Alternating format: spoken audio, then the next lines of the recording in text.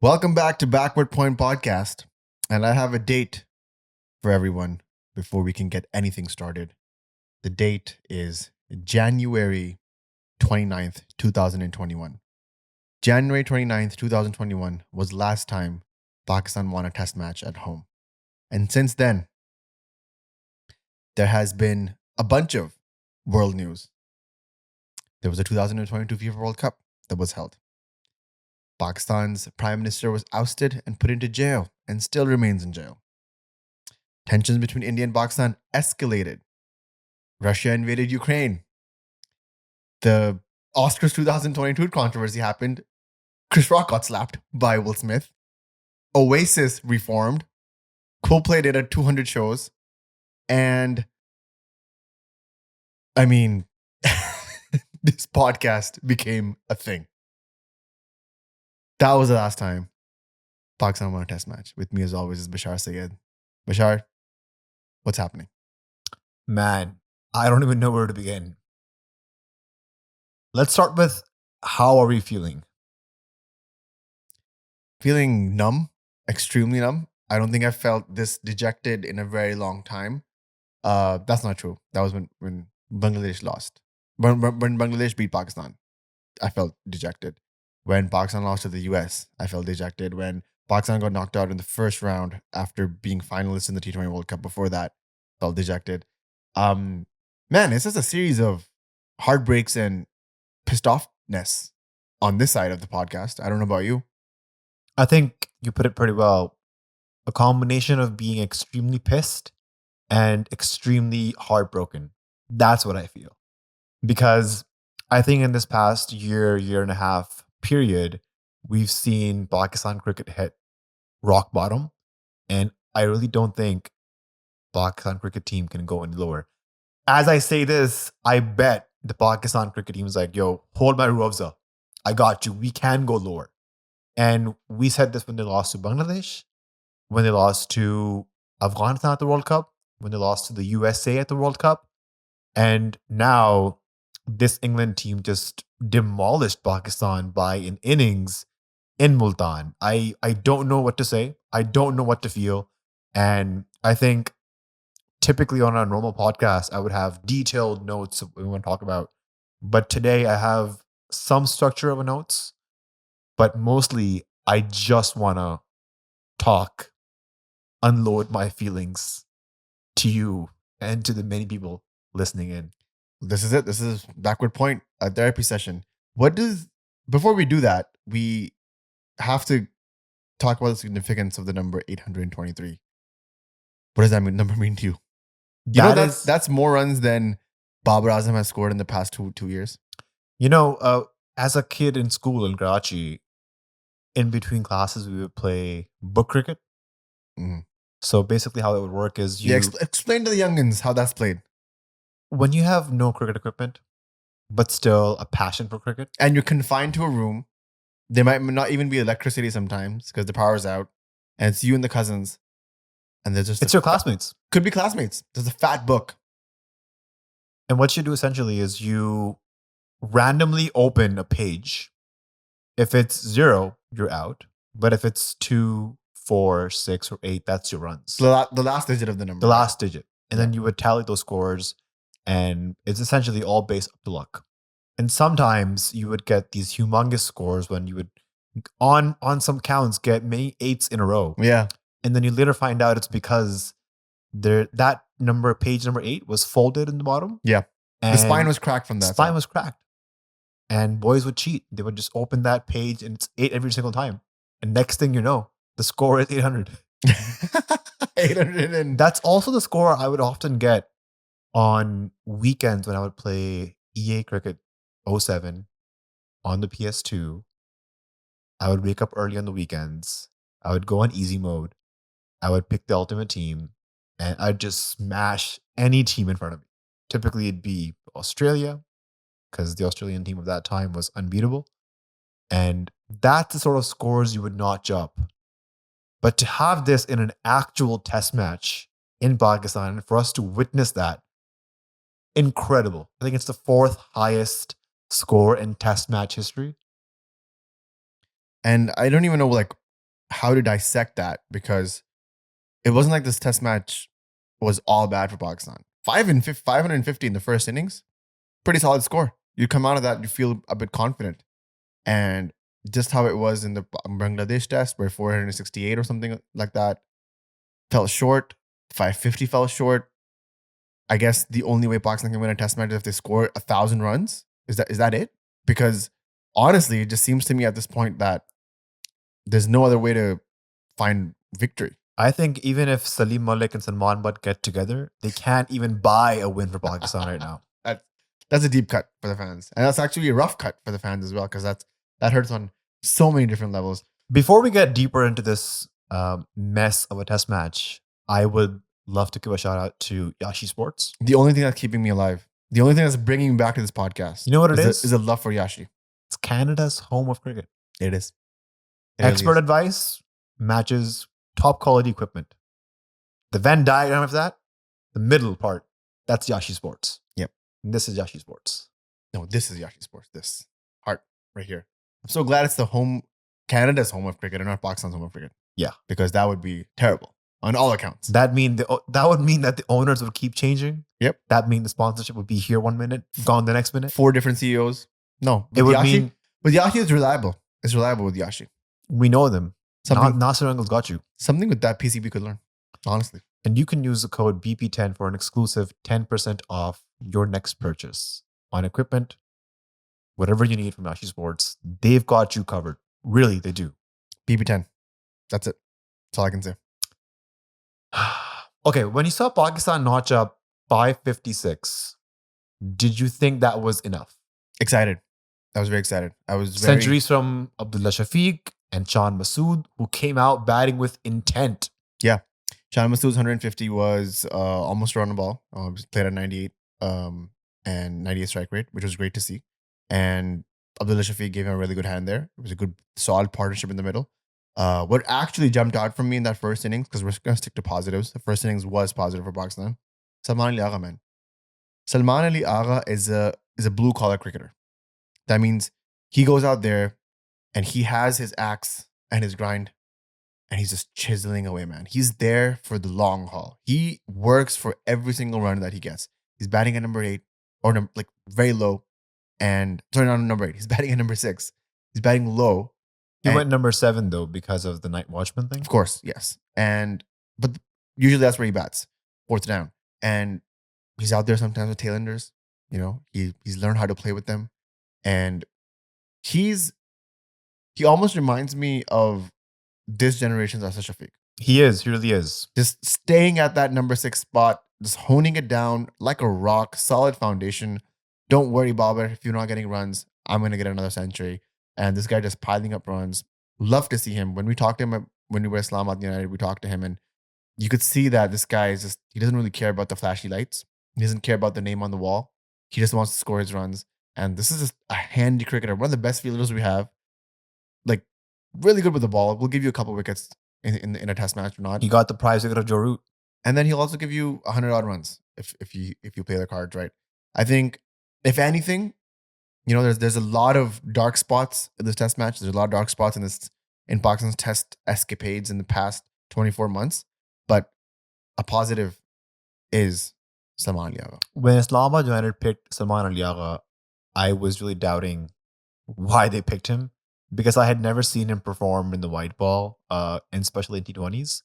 But when we saw him practicing at the Islamabad United camp in person, he was doing a lot of range hitting, a lot of 6 practices, a lot of sweep shots, reverse sweep shots.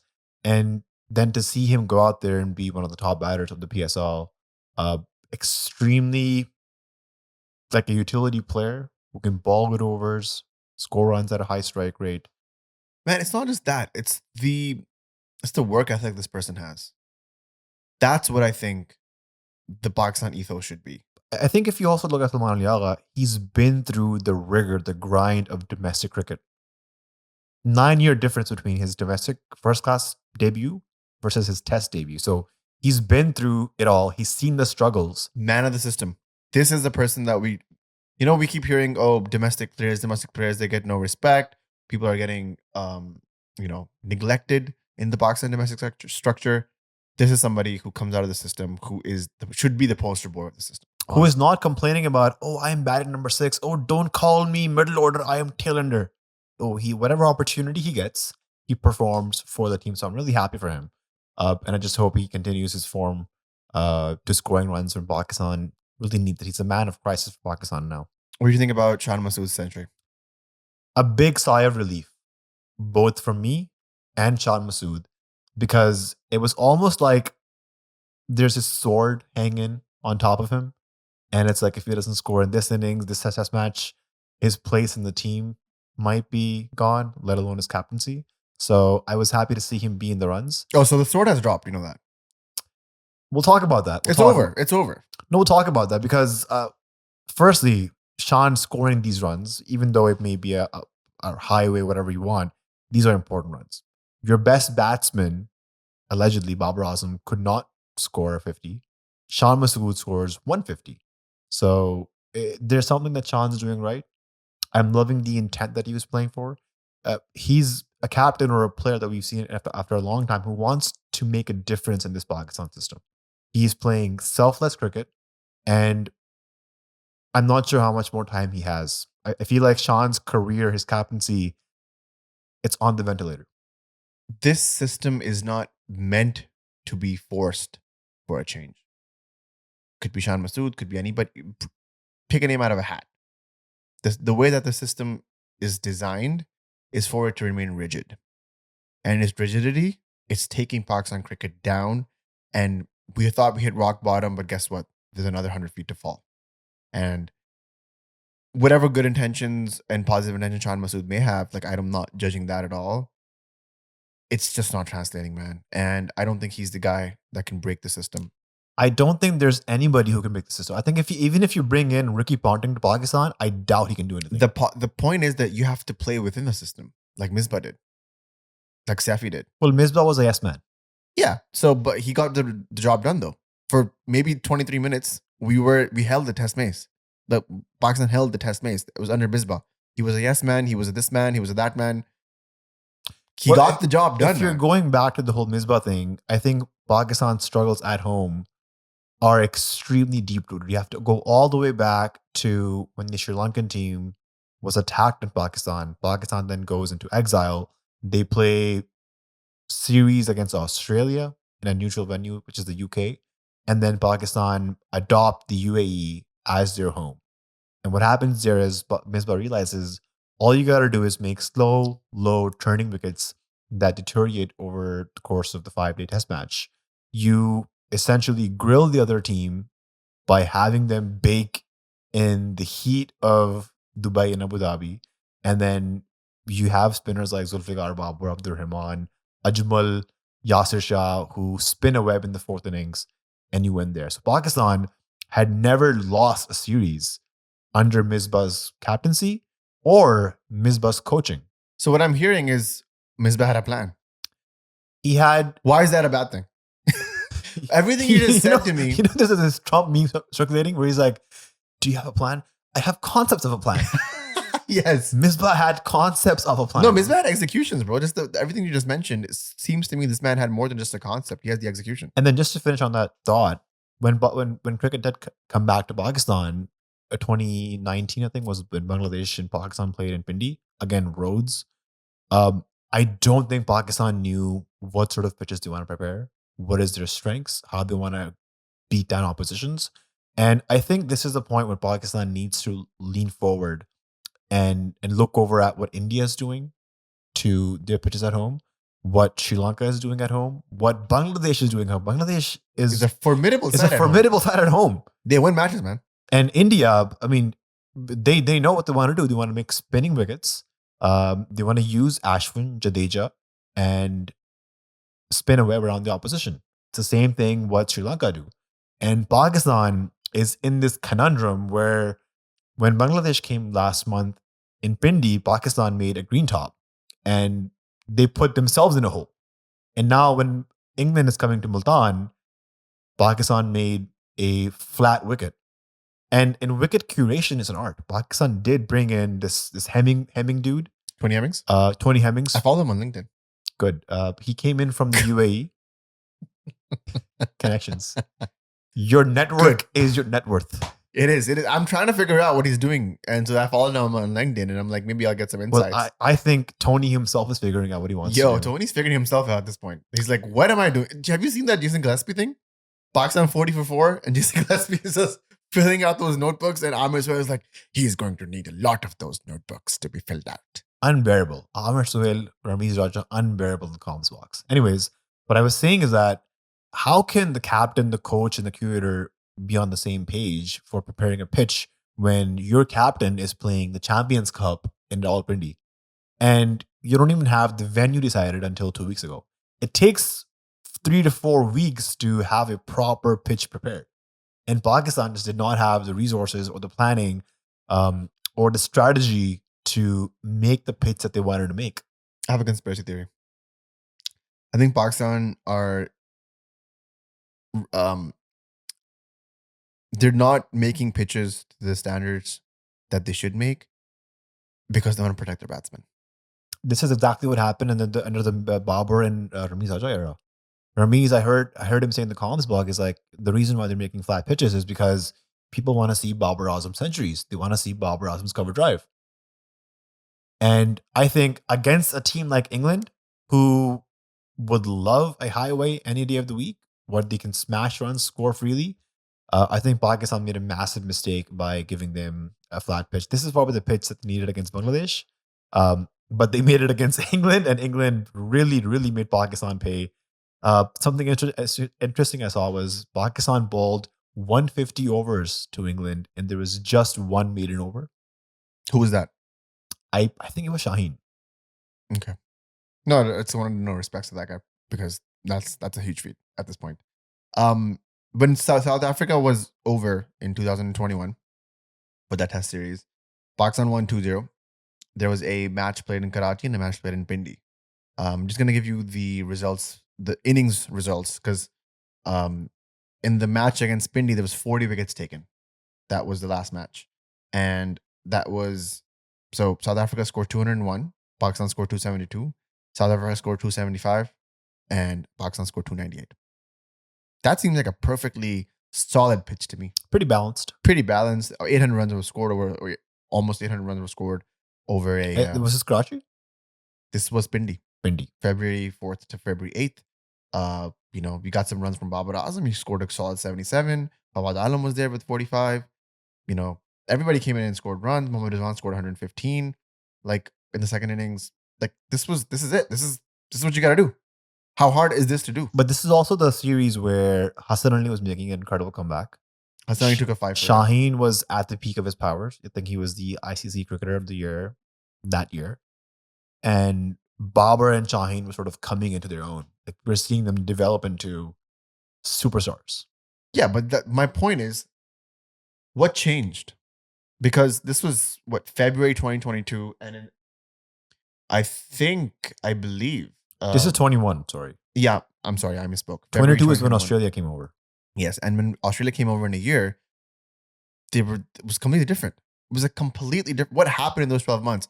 We heard Ramiz Raja dug up the pitches and started putting in soil from God knows where to make these stand-in pitches, and that's it. That's where the sort of the curve happened into Pakistan's decline. And then he has the audacity to sit in the comms box and be like, what are these pitches? Bro, you are the pitches. You are the reason we're sitting here.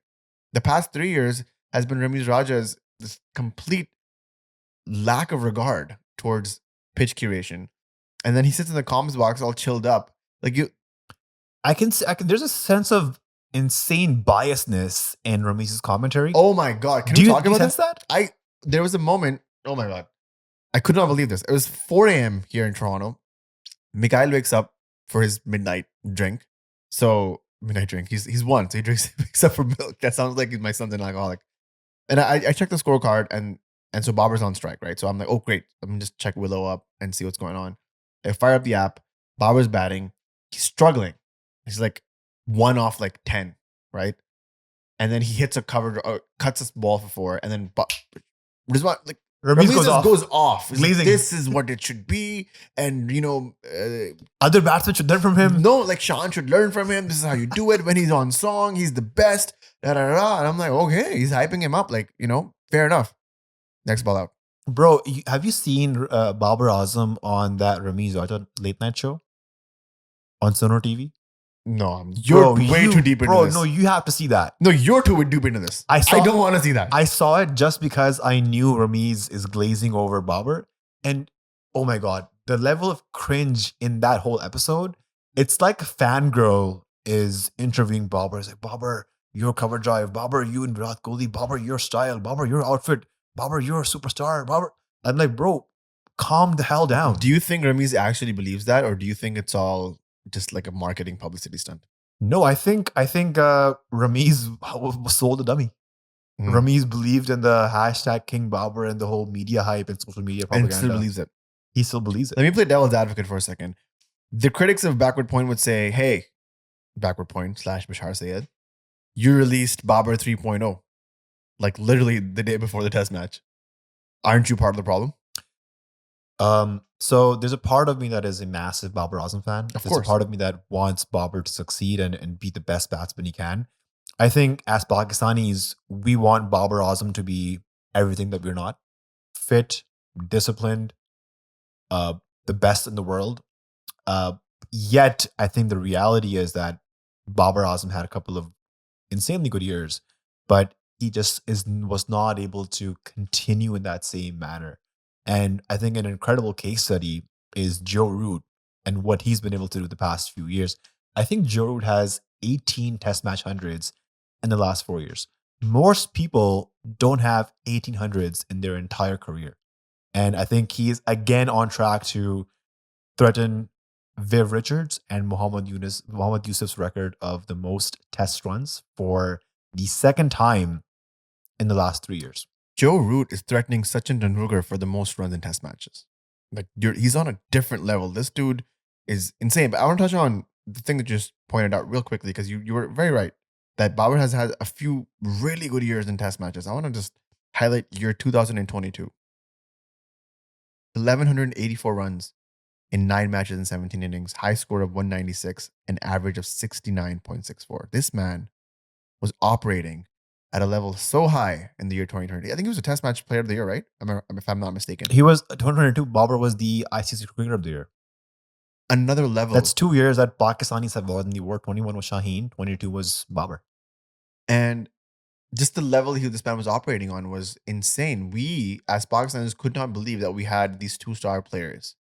And like clockwork, man. This board put these 2 players against each other like clockwork. And so, let me just finish the thought off.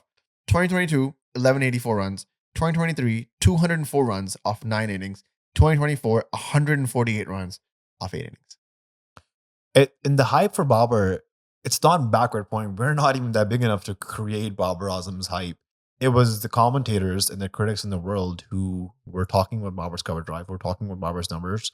We're talking about perhaps there's not a Fab 4, but there's a Fab 5. And Babar Azam has to be squeezed into it. This is commentators like Nasir Hussain, this is Simon Dewell, Ian Bishop. All of these guys were hyping Babar up. But the gun goes off on Backward Point and the likes of Backward Point, Pro Sports, But Fast. These guys are the ones who get the blunt edge of those criticisms, because you can't at Ian Bishop. I mean, I guess you can, but like he's not gonna give an F. But we're reachable, and that's where the disconnect happens. So when Backward Point and Bashar posts Babar 3.0, he posted because at the end of the day, we're fans. We want this man to secure his place back in the spot. We want him to be 2022 Babar Azam. But, it's a running joke. We've said it many times. KG is knocking. Kamran Ghulam is knocking. Do we drop Babar Azam? The question is Babar going through a bad patch, or has he been exposed? Because what we're seeing in the last few months, specifically, or actually across formats, is that Babar Azam is struggling around that 4th stump mark, right? If it's going away, he's nicking it off. If it's coming back in, he's getting bowled or LBW. It is shocking for me to say that Babar Azam's defense has been broken down. You look at Babar's batting in 2019, in 2020. And there's a lot of visuals of Babar playing the ball underneath his eyes, played extremely late. I remember vividly when Babar went to England during COVID in 2020, there was a whole piece that Nasir Hussain did that compared Babar's batting between 2018 when he went to England and then now in 2020, where Babar was playing the ball just a few meters late. And that made the difference between Babar being a good batsman and a great batsman in that era. And I feel like now, just from the naked eye looking at Babar's batting, I feel like he's chasing the ball. I feel like his feet are not going towards the ball. And I feel like he's fishing towards it. Right? Even the cover drive he had in the first innings, that's not a fluent Babar cover drive. His feet went nowhere. His hands just chased the ball, and his head was nowhere near the ball. I'm not a technical batsman or an analyst, but that's just what the naked eye shows from my POV. And if I were to break that down a little bit psychologically, a little bit narratively, I see a person who has no confidence in himself to play the ball that late. He does not have confidence in himself to play to be at the heights that he was in 2022. This man is shattered. He's broken. And I've said this before, like, he's down, and this board and this team and these fans and then these players and these conditions are just beating a knocked man down further into the ground, which is just an insane thing to do. And somebody's got to sit Babar down, call time, take some time off, whatever it is, work on your game. But Usman Samiuddin makes a great point. He's like, in his article, he wrote, who does Babar Azam, who's Abdullah Shafi go to talk about this stuff? The coaching staff is ever changing. The head coach is ever changing. Selectors are ever changing. There's a whole set of new selectors. By the way, we did get a call. Backward Point got a call. We denied because at this point they're reaching out to anybody. And who does he go to? Who's stable enough? Who's long term enough to go to talk about these things? I cannot name a single person, honestly. This is a list that Babar Azam unfortunately finds himself in. And this is the batsmen on this list. Mitchell Starc, Nathan Lyon, Prabhat Jayasuriya, Alzari Joseph, James Anderson, Mohammad Siraj, and Babar Azam is amongst this list. And this list is most innings without a 50-plus score in tests since 2023. That's wild. The fact that Amir Jamal has more 50s this year in test matches than Babar Azam is insane. Like, I don't even know what to do. Harry Brook, the amount of runs Harry Brook hit in one test match, Babar Azam has hit half of that in a year. I think Babar right now is in that place. Remember The Dark Knight Rises? I do. When Batman, Bruce Wayne, goes into that cave and he is struggling to climb out because every time he tries to jump, he's using the rope. And the one time that he jumps without the rope is when he actually climbs out. And looking at Babar's batting, he looks timid. He looks out of shape, out of confidence. And this is not the Babar Azam that we've come to know. What's the call? That's what I'm saying. That's what I'm asking you. Do you make that call? Does Babar Azam play the second test match? The problem is if we bring in Kamran Ghulam and he doesn't score, what happens then? What is the guarantee that Kamran Ghulam can score runs against Bryden Karsh, who's bowling consistently at around about 145 clicks? Can he play short stuff? Can he play balls at high pace? Can he fill in that number 4 spot for Pakistan? It's a critical job. You know, at this point, you throw the guy at the deep end. He's been knocking, right? He wants a chance. Play him the last 2 matches. Sit Babar out. He has an important away series that he might go to or might not go to, depending on how he's feeling. And you got to make tough choices, man. Like, sorry, this is an abysmal performance from Pakistan. There's no other way to say this. There is no cover. There's no excuses. This has been an abysmal performance since 2023. And somebody's got to get the hatchet, man. It's about time. You are doing these players a disservice at this point if you keep pushing them on. Pakistan's former coach and lover of Pakistan cricket, Mickey Arthur, has tweeted. He said, could have just stopped at lover, honestly. He said, just a few thoughts as a follower of Pakistan cricket. And then Mickey lists 5 points that he wants to talk about. Point number 4, I thought was really important amongst the five. And point number 4 says the promotion of players by player agents or media makes the player sometimes think he is way more important than he is in reality, in turn, creating a false view. I feel like these agencies, media, whatever it is, in the process of creating players like Babar, Rizwan, Shaheen into brands, they did make a mistake of overhyping them and perhaps making them into more than what they actually were. Which made in turn the players believe in their own hype. I disagree on this so much. As a marketing student, as someone who does marketing, as someone who basically markets podcasts, my job is to sell a narrative. So you cannot be docking these marketing companies, these PR agencies to do their job. The job is of the players to play at a high level. Job of these marketing companies to sell the narrative to the masses, right? How is that a problem of the PR? Like, you're telling me to not do my job anymore because your player might be insecure? That's effed up. Like, that's so counterintuitive. Nobody gets as much scrutiny as these NBA players do, right? Your Kobe's, your Jordans. If you want to come to the modern NBA, the Luka Doncics and you know the Jokers and all that. These guys get so much scrutiny, and not millions, billions of dollars rely on their shoulders for them to perform.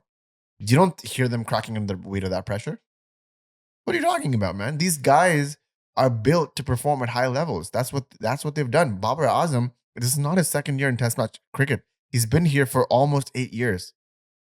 He's had a huge run, and to say that a PR agency shouldn't be hyping these players up, that's their job, man. Have you seen Jerry Maguire? No. Well, really? Anyways, this is the one where Tom Cruise is the agent, right? The agent. There's a very famous line in that movie. Help me help you. There's so many, man. There's so many. You complete me. Help me help you. Where's the money? Show me the money. Like, oh my God. Sorry, getting sidetracked. That movie is a great cross section of what goes on in an agent's mind, a PR agency's mind, how player deals work, how naive players are, what they actually want at the end of the day. Like, that's a great story of what marketing and PR agencies do well. That's what they're supposed to do. And if Saya or Suraj or anything, like any of those XYZ marketing agencies are studying their players, they're doing their jobs. That's what they're gonna do. Man, we're in a podcast. Our job is to sell narratives. We made Babar 3.0. That's what we believe in, right? They believe in their player. That's what they're selling a narrative. Like, if Naseem is in a Pepsi ad, he should be in a Pepsi ad because he's good looking and he can sell pop. Why wouldn't they put him in a Pepsi ad? Like, you know what I'm trying to say? Kamal hai yaar. Kamal hai, Johnny. And if Babar can sell tires, let him sell tires. Like, the narrative that because Babar is not performing, his Panther tire deal should be taken away from him, and his MRF deal should be taken away from him. And Shaheen isn't bowling well, so this should be taken. These guys, this is how they make a living, right? If you're in a cog in a wheel and you underperform, the wheel stops. This is what's happening with these players. Some of these people who are making this criticism are so insignificant that if they are not performing at the best of their abilities, their work goes unnoticed, and that's fine. But these guys, they're under the scrutiny at all times. So I'm going to side with the players here. I'm going to side with the agencies just a bit. Let them do their jobs. The job of the players is to perform their highest abilities. If he or she is not able to do that, that's the point of concern. I think what happens is that because Pakistan is a one sporting country, all the criticism and all the negative frustrations from the people ultimately goes out on the cricket team. And a lot of people in the media talk about, oh, Babar makes 60 lakhs per month. Look at his performance. Babar's 60 lakh per month is 1/5 of what Usman Khwaja makes in Australia. You know what's a crazy stat? Oh my God. Rehanul Haq was here for the GT20, and we got to talking, and a stat that he gave me that blew my mind in terms of income. Saad bin Zafar, who is Canada's captain, former captain, T20 captain, makes more in a year as an associate cricketer than Salman Agha does. Ridiculous. Salman Agha, who is a centrally contracted player, makes less than an associate cricket captain in Canada. That's the whole point. So if you're not giving Babar Azam the same amount of facilities, infrastructure, environment, salary as an Usman Khwaja, how can you expect the Pakistan team or players like Babar to replicate the same results? You know, it's not a level playing field in that sense, is what I'm trying to say. No, I totally agree. Um, When you were watching the test match, you mentioned something while Shaheen was bowling, and you said that Shaheen's going to retire from tests. yeah. Why did you say that? So we and I were watching. I think we were watching the highlights for day 4, and Shaheen was getting ripped apart, right? And bowling at 128. That spell, it was a horrible spell from him. And I looked at Shaheen, and that was day 4, by the way, which if you remember. And when I saw the end of this test match, I think my theory just became just more of a reality. I just got more proof to back it up. I told you that I would not be surprised if in the next 4 to 6 weeks, before the South Africa series, or even after the South Africa series, or maybe after this run of test matches, Shaheen retires from test cricket. The further proof was the way that he went out in the last innings. Did you see this? I saw his batting. It was shameful. As somebody, It was not shameful. It was a statement. And it wasn't only him. It was Naseem as well. the statement was IDGAF. Yes. That was the statement. And this man, like, what is he doing? He wants to bowl well. He's coming back from an injury. He's been coming back from an injury. We keep talking about this. And as opposed to this board, this management supporting your streamlined fast bowlers, because we have been so inundated with fast bowlers coming left and right that I reiterate, I know that the board, the management takes these guys for granted. Oh, Shaheen will get another one in like 6 months. That's not how you treat your fast bowlers. Shoaib Akhtar's right beside you, and his career was cut short because of people like these in the management, right? Shaheen feels like, and rightfully so, feels like that he's being treated like an underclass citizen with the pitches that are being provided to him. You're coming in, you're bowling in these dead ass pitches, man. These balls will not bounce over your knee, over your waist. Dead pitches. He's bowling 30 overs, getting a whack for 150 runs, taking a wicket. He's messing up his average. He's messing up his knees. He's baking in the sun, 38 degrees, feels like 42. And then his batsmen, the way they get out in the third innings, he's like, why should I keep my blood, sweat, and tears for this red ball team if they don't respect and support me enough to actually put up a freaking fight? To counter that, I will say that England's bowlers were far less experienced. For most of them, it was their first tour to Pakistan. Chris Wokes has a horrendous average in Asia and Pakistan. And they came out with a plan. They manufactured a wicket on this pitch, which is what you needed. You mentioned about Shoaib Akhtar, whose book is right behind me. And I was looking at Shoaib Akhtar, Wasim Akram, Waqar Yunus, Imran Khan, all their stats in Pakistan as bowlers. And it's tremendous. All of their bowling averages are around about 20, 21, 22. And most of their cricket was played in Pakistan. And you look at some of their spells, it's a combination of bowling good with the new ball, but most of it has been reverse swing, bouncers, deadly Yorkers, slower ball for Shoaib Akhtar, and like I said, manufacturing a wicket. And Pakistan's bowling in this whole test match, it seemed lackluster. It seemed like they did not have a plan. And our bowlers just seemed tired. It's extremely sad. Naseem and Shaheen were supposed to be that next big bowling pair for Pakistan, but back-to-back injuries to Shaheen, um, an injury to the shoulder by Naseem, which was not managed well by the PCB, and I feel like Pakistan's bowling attack, especially Shaheen, he's just a shadow of what he used to be. Like 21, 22 Shaheen was on track for greatness. Like there was, you see him bowl, and the speeds he was clocking consistently, the lines and lengths he was bowling at, it was incredible. And when I see Shaheen ball now, even Naseem Shah ball now, and they just seem like average bowlers. It's like at this point, when I see Shaheen ball, I'm like, yo, I think Mir Hamza at 125, 130 clicks might be a better option than Shaheen at this point. And you wouldn't be the last one to say that. That's just it's evident in the way that you separated the careers. There's a start of Shaheen and there's an end of Shaheen. And if we just go year by year, I mean, in Test match cricket, there was a year in 2021 where he took 47 wickets in 9 Test matches. 47 wickets. The year before, he took 14 in 8 Test matches. The year before, he took 17 in 5 Test matches. And then now, 2023, he takes 14 in 8 innings, and then he takes 3 wickets in 2 Test matches. His average in the past 2 years is 2023 is 39.7, and this year's average is 72, Bashar. 72. His strike rate is 116. Allegedly, That means every 20 overs he takes a wicket. this is your leading fast. This is your prime fast bowler.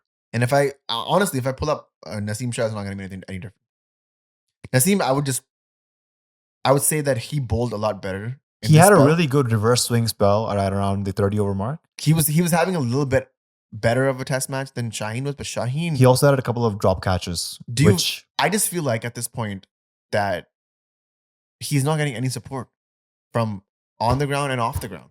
What is he supposed to do? Would you be surprised if he announced his retirement? I would not be surprised. If he's like, I'm not playing red ball anymore. Sorry, guys. I'm just going to play white ball from now. Screw you guys. Like, I could be at a league right now instead of getting baked in the 41-degree Multan sun. And I would be totally okay with that. I would get it. Yeah. Even though test matches make bowlers into like a Jimmy Anderson is a legend and will probably be knighted in the next 5 to 10 years because of his test match prowess. This is how test match gets killed in Pakistan because of stuff like this. Speaking of Jimmy Anderson, I just heard him on the Emergency Killenders podcast, and the way he was talking about England's approach to this match was outstanding. I mean, he mentioned that once they saw Pakistan make 556, they were like 556 in the context of the Multan pitch was more like a 350.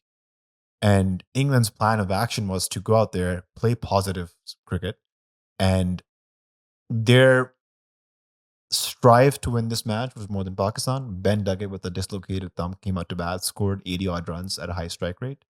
The partnership that Joe Root and Harry Brook had is going to go down in the history books of test match cricket. And genuinely, it was a record-breaking partnership. Just to go through some records from this test match with respect to England's batting, England's highest test partnership, 454 by Joe Root and Harry Brook. England's leading run scorer in test matches is now Joe Root with 12,664 runs. I think he cracks the top 6 or top 7 now, right?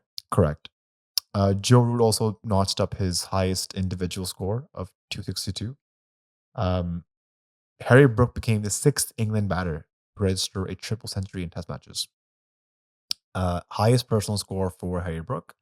Harry Brook became the 5th batter to score a triple century in test matches in Pakistan, and 823 became the 4th highest innings total in test match cricket history. And also, interesting fact, England has been hit for 550 plus, I believe, twice or thrice now under this Bazball era. And they've somehow come back and won every single match, despite being hit for 550. Is that shocking to you?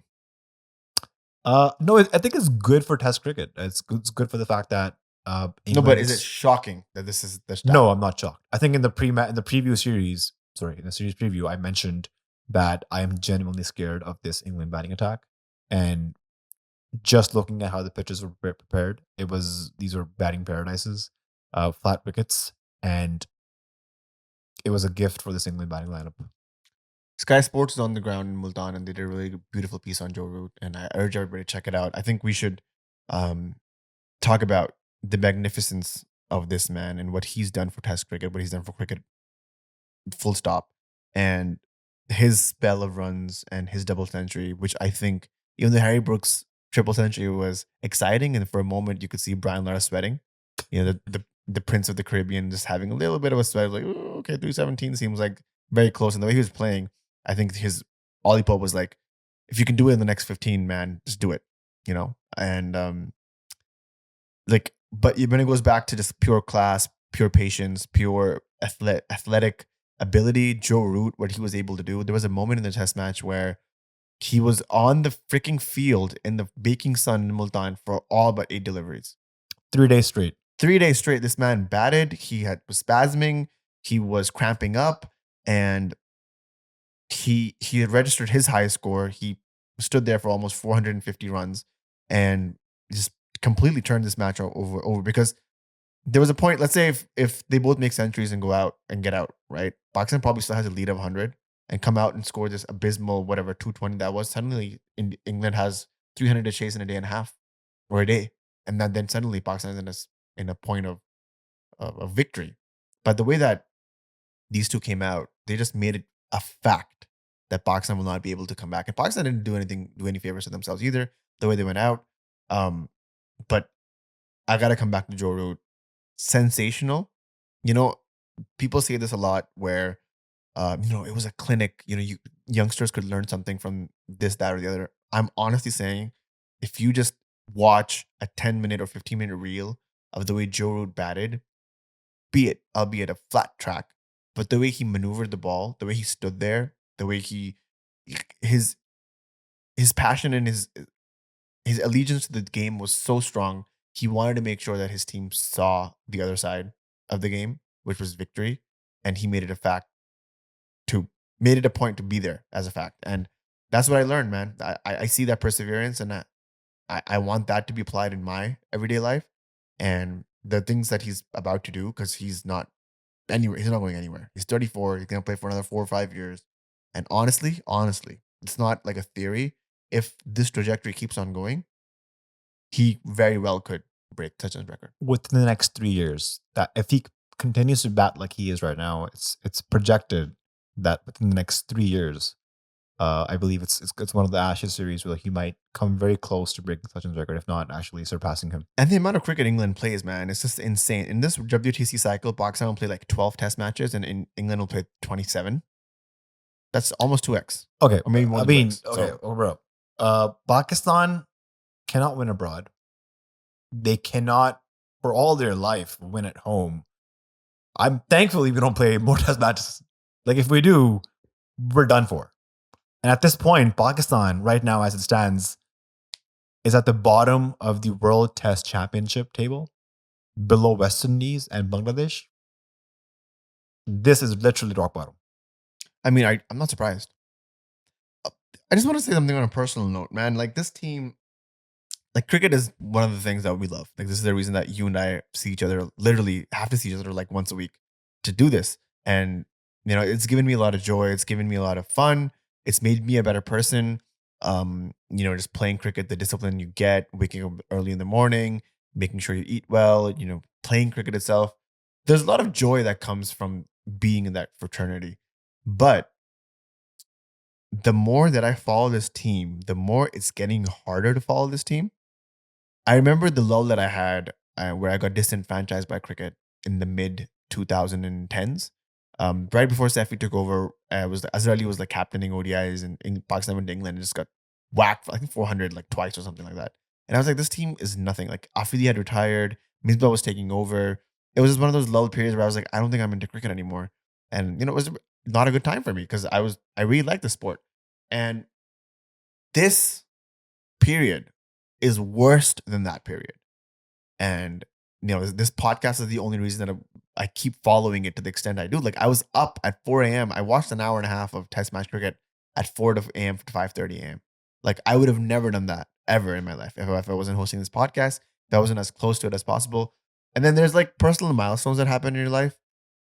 This time last year, it was the ODI World Cup, and I was having my first child. It was a huge moment for me, and also Pakistan and India were playing literally the day after, and I watched that entire game.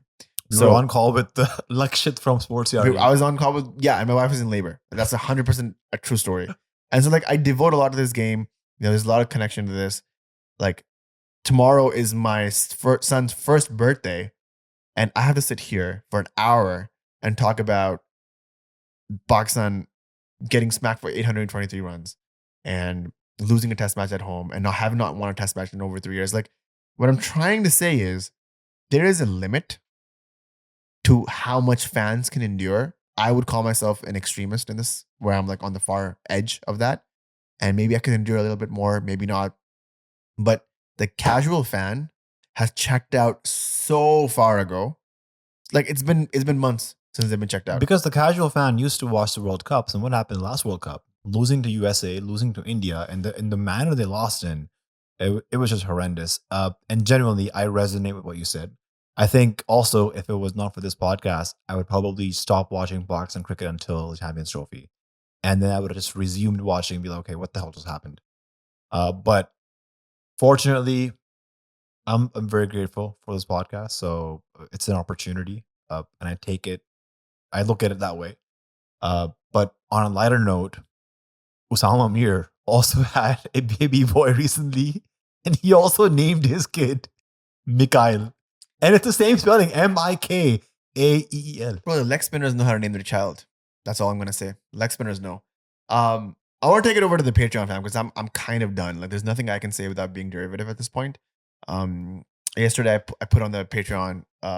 It's all but over. So thoughts, feelings, queries. Let's hear them out. And we got a lot of responses. I don't think I'll be able to get through all of them. So I apologize, everybody, from the Patreon. But I'm just reading some off the top. Shahrukh said, toxic relationship with boxing cricket. I just mentioned how toxic it is. And it might not go long. Go farther for much longer.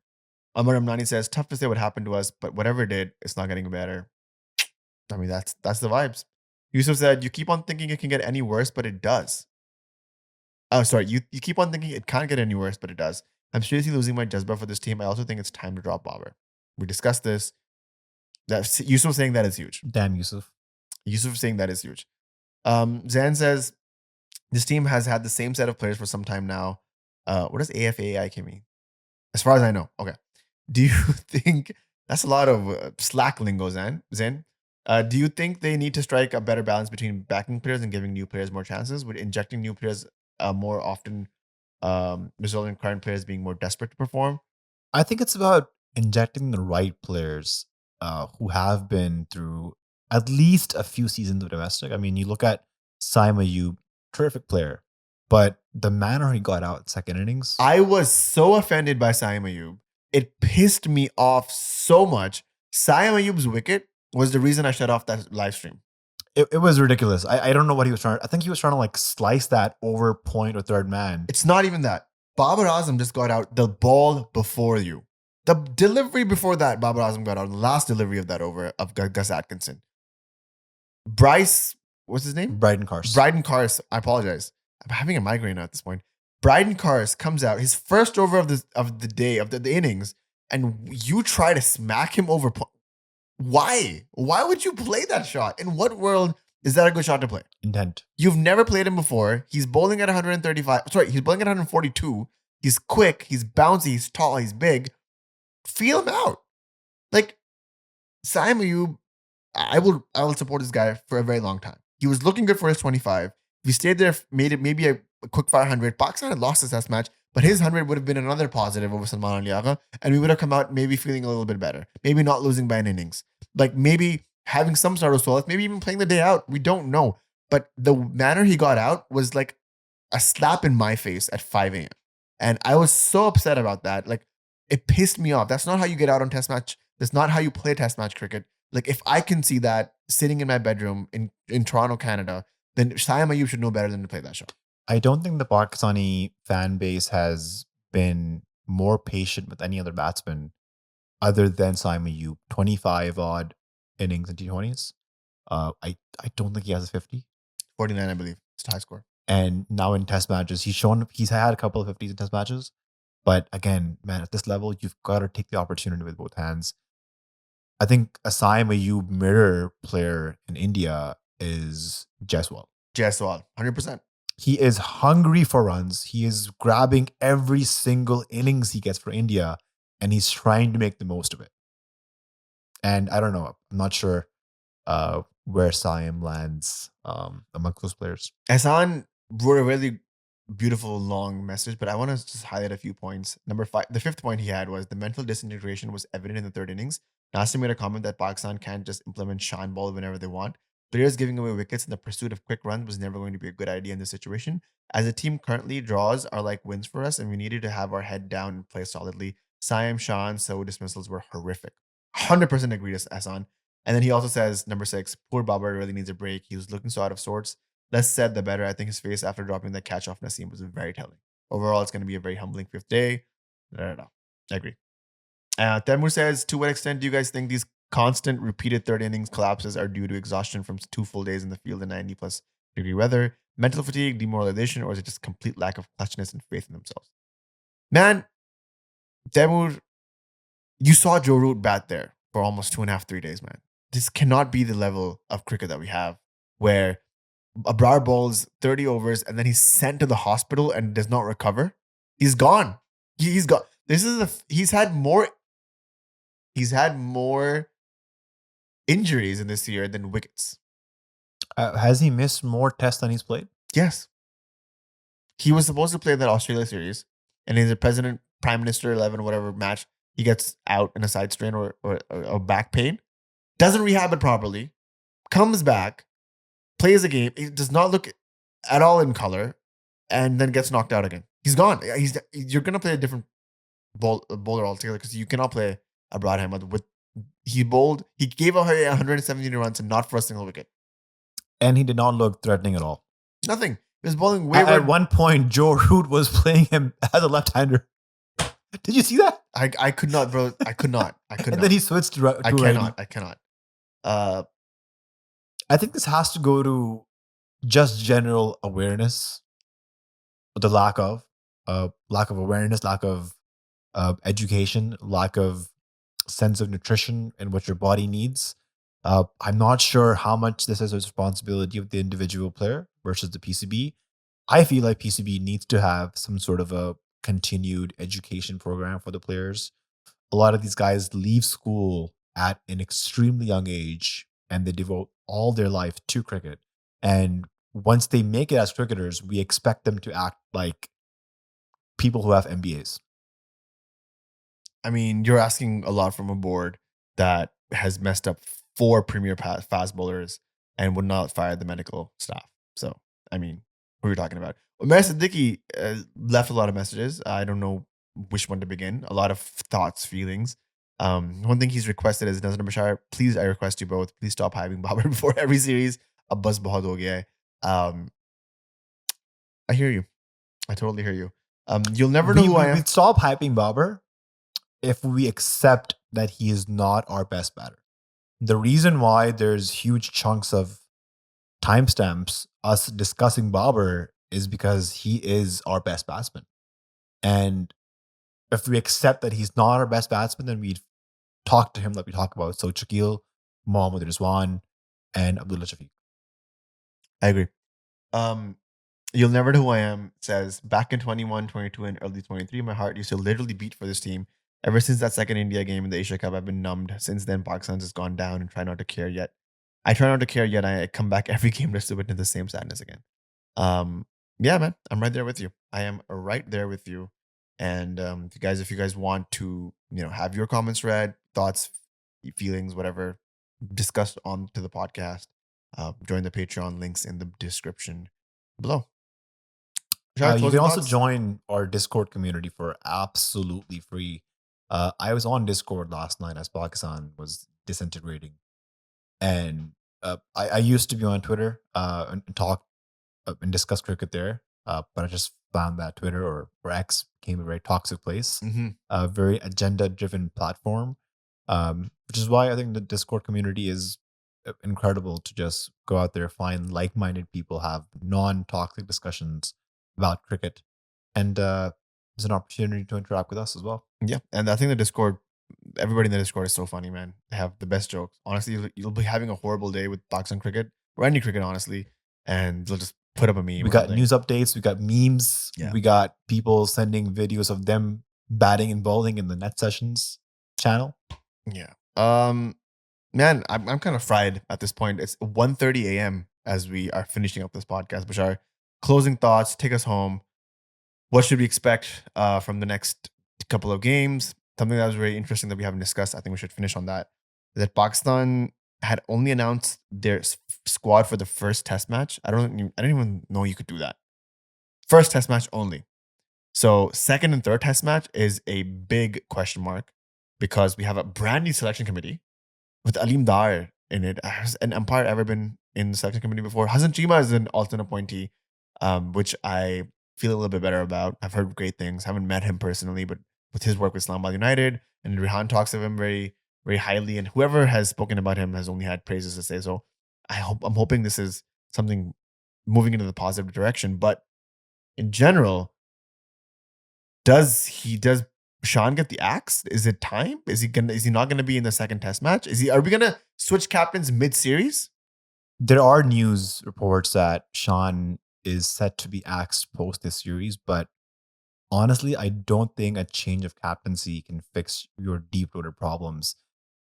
Let the captain be so, the Rizwan, whatever. But if Pakistan does not have an identity of how they want to play cricket at home, like I said, you can bring Ricky Ponting to captain Pakistan and you still won't get results. Do you think he survives the series?